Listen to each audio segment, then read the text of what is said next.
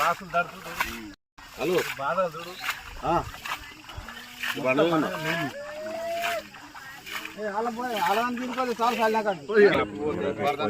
తీసుకొచ్చి వడ్లు నీళ్ళ రోజులేకపోతే ఇలా వచ్చిన ఈ వరకు లారీలు వచ్చేది లేదు, జోకులు లేదు, ఎవరు వచ్చేది లేదు, సూచేది లేదు, లీడర్ వచ్చేది లేదు. మొత్తం నాని మొత్తం మొలకొచ్చినాయి. ఇవన్నీ మహిళా గ్రూపులకు ఇచ్చి మొత్తం ఎవరు ఆడోళ్ళు పోయి వాటి లారీలు ఆపదామంటే వాళ్ళకి అది కాదు. ఇదంతా పరిశాన్ అవుతుంది. ఒక అధికారం వచ్చేది లేదు, ఒక లీడర్ వచ్చేది లేదు.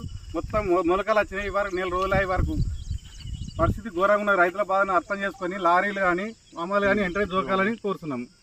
లేదు మాది 20 నెంబర్ ఉన్నాక కూడా 30 నెంబర్ 40 నెంబర్ కూడా జోకిరు వాళ్ళు. అని రాత్రి జోకిరు, రాత్రి వర్షం పడ్డది, మొత్తం తడిసినాయి. లారీ లోడ్ చేద్దామంటే తడిసిన వాళ్ళు లోడ్ చేసుకుంటలేరు.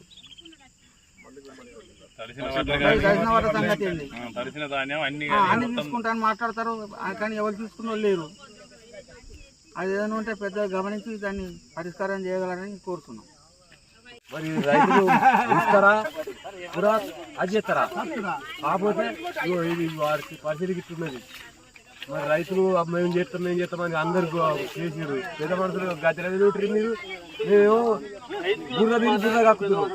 ఇప్పటి గతి ఏంది ఇస్తున్నది. ఎద్దేసిన వ్యవసాయము, రైతు ఏడ్చిన రాజ్యము బాగుపడ్డట్టు ఎక్కర్లేదు. ఇలా ఇక్కడ పరిస్థితి చూసుకుంటే అలానే ఉంది. రైతులు ఎంత గోసపడుతున్నారో వాన పడ్డాక వచ్చి ఈ వడ్లను ఎవరు చూడక అధికారులు వచ్చి మిల్లులకు లేట్ అయినాయి, 10 రోజులు డిలే అయింది, ఇవన్నీ కారణాలు చెప్తున్నారు. కానీ రైతుకు న్యాయం చేసేటోళ్ళు ఎవరు లేరు. ఇష్టంలా రైతు రాజ్యాన్ని తీసుకొచ్చింది మా సర్కారే. ఈ సర్కారు అన్ని హామీలు ఇచ్చింది, నిండా రైతులను ముంచుతుంది. పడ్డ పైసలు కూడా 12-20 రోజులకు రైతులకు పడుతున్నాయని చెప్తున్నారు. మాకు వచ్చి మేము ఉన్నప్పుడు 3-4 రోజులకు పడ్డాయి, 2 రోజులకే పడ్డాయి మేము ఉన్నప్పుడు. ఇప్పుడు ఎందుకు లేట్ అవుతుంది? మేము ఒకటే డిమాండ్ చేస్తున్నాం, రైతులను జాగ్రత్తగా చూసుకోండి. రైతుకు అన్యాయం చేయొద్దు. ఎప్పుడు రైతుకు అన్యాయం చేస్తే తీవ్ర స్థాయిలో ఉద్యమిస్తాం, రోడ్లు ఎక్కుతాం. రేపు రోడ్లు ఎక్కి ధర్నాలు చేసే పరిస్థితి కూడా వస్తుంది.